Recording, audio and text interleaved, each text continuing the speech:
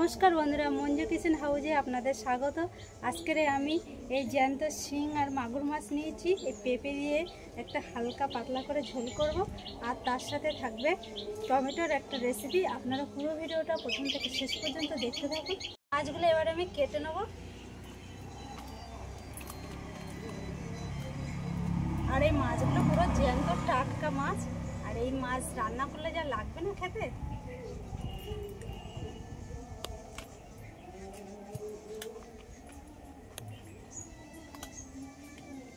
মাছে আমি অল্প করে লবণ দিয়ে দেবো, তাহলে মাছগুলো মরে যাবে, কাটতে আমার সুবিধা হবে।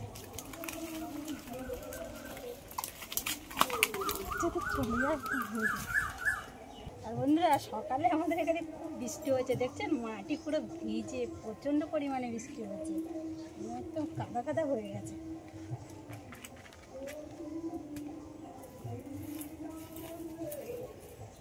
লবণ দেওয়ার পরে মাছ একদম পুরো ঝিমিয়ে গেছে, এবার কাটতে সুবিধা হবে।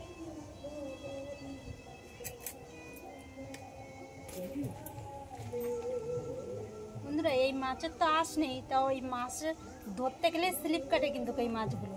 তা আমি এই বটিতে এইভাবে আঁচড়ে নেব, গায়ে একটা নাল লাল আছে, তাহলে ওইটা চলে যাবে। এবার আজকালে এই নালা ভাবটা কেটে যাবে। মাছগুলো সব কাটা হয়ে গেছে, এবার আমি ধুয়ে নেব।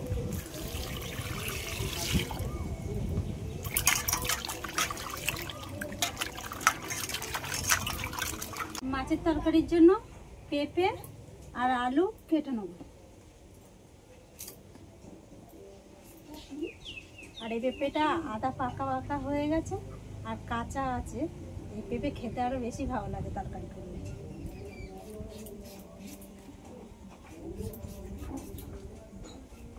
এরকম পেঁপেতে আপনারও বাড়িতে রান্না করে খেতে দিন, খুব সুন্দর লাগে খেতে।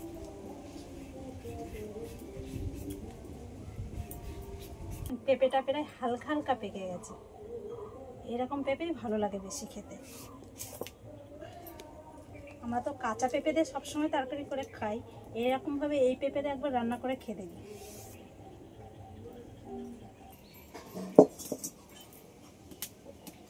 কড়াইটা তো প্রায় গরম হয়ে গেছে, আমি দুটো শুকনো লঙ্কা কেটে কড়াইয়ের মধ্যে দিয়ে দেব। এইটা একটু হালকা করে ভেজে নেব। এর মধ্যে কয়েকটা গোটা গোলমরিচ নিয়েছি, এগুলো দিয়ে দেবো।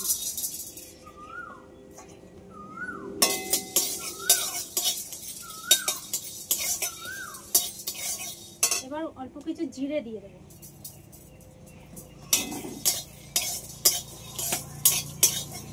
এগুলো সব একসাথে একটু ভালো করে ভেজে নেব। মশলাটা ভাজা হয়ে গেছে, এবার নামিয়ে নেব। কড়াইতে সরষের তেল দিয়ে দেবো।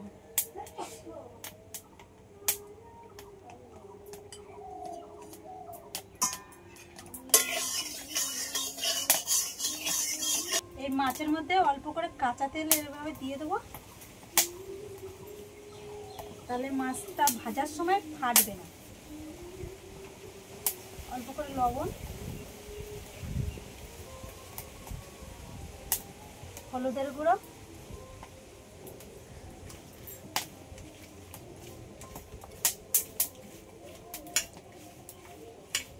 মাছগুলো এবার আমি ভেজে নেব।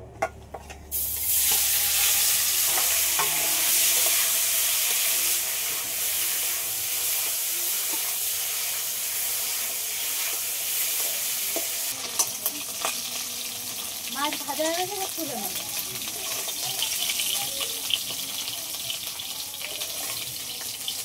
এই মাছ ভাজার তেলের মধ্যে অল্প করে হলুদ দিয়ে দেবো, অল্প করে লবণ। এবার কেটে রাখা পেঁপে আর আলুটা ভেজে নেব।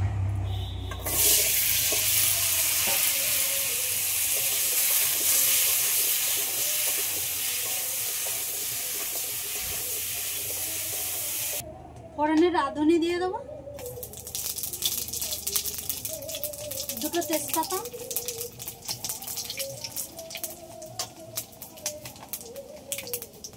পেঁয়াজ কুচি,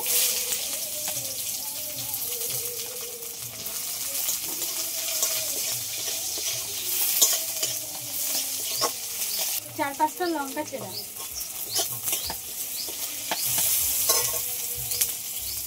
টমেটো কুচি,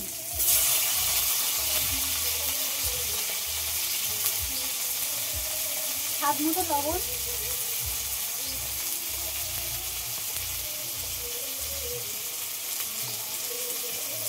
পরিমাণ মতন হলুদের গুঁড়ো। এগুলো সব একসাথে একটু ভেজে নেব। সব একসাথে ভালো করে ভেজে নেওয়া হয়ে গেছে। এবার ভেজে রাখা পেঁপে আর আলুটা দিয়ে দেবো। এগুলো একসাথে আরেকটু ভেজে নেব। ভালো করে একসাথে ভাজা হয়ে গেছে। এবার জল দিয়ে দেবো।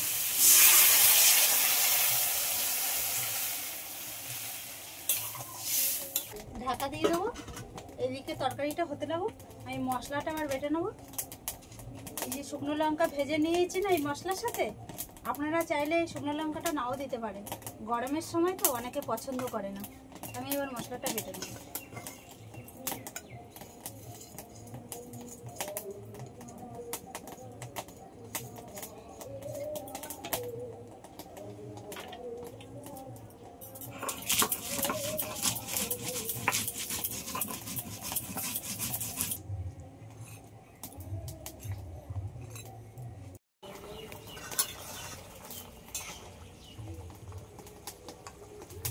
পেঁপে আর আলুটা প্রায় সিদ্ধ হয়ে গেছে। এবার ভেজে রাখা মাছটা দিয়ে দেবো।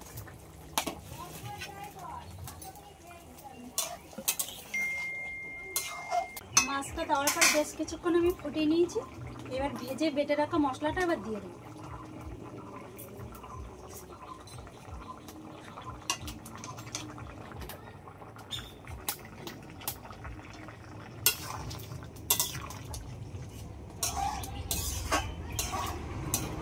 মাছের তরকারি তো হয়ে গেছে, এবার লাগিয়ে নেব। কড়াইতে কিছুটা জল দিয়ে দেবো।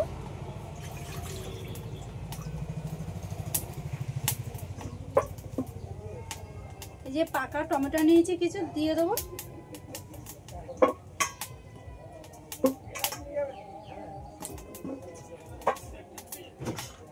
এগুলো আমি সিদ্ধ করে নেব। টমেটোগুলো সিদ্ধ হয়ে গেছে, এবার লাগিয়ে নেব। এই টমেটোর খোসাগুলো আমি এইভাবে ছাড়িয়ে নেব। গরম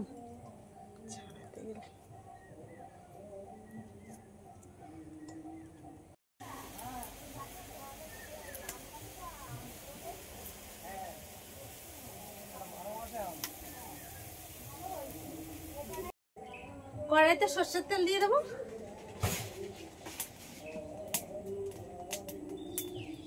একটা শুকনো লঙ্কা কেটে দিয়ে দেবো।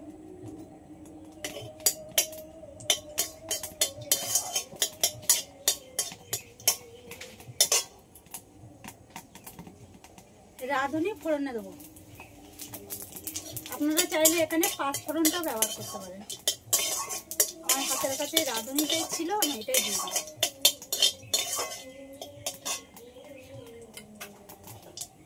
অল্প করে পেঁয়াজ কুচি,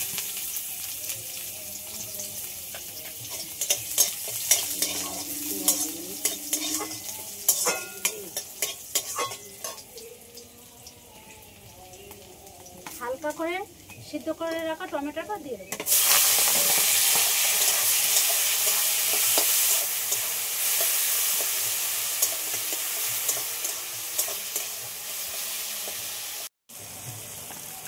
একদম অল্প করে লবণ দিয়ে দেবো। আর একটু দিয়ে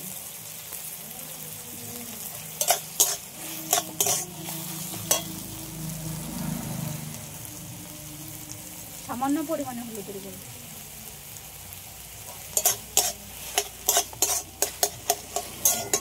ভালো করে টমেটোর রসটা ভালো করে মেরে একটু ভেজে নেবো টমেটোটা, তাহলে খেতে বেশি ভালো লাগবে।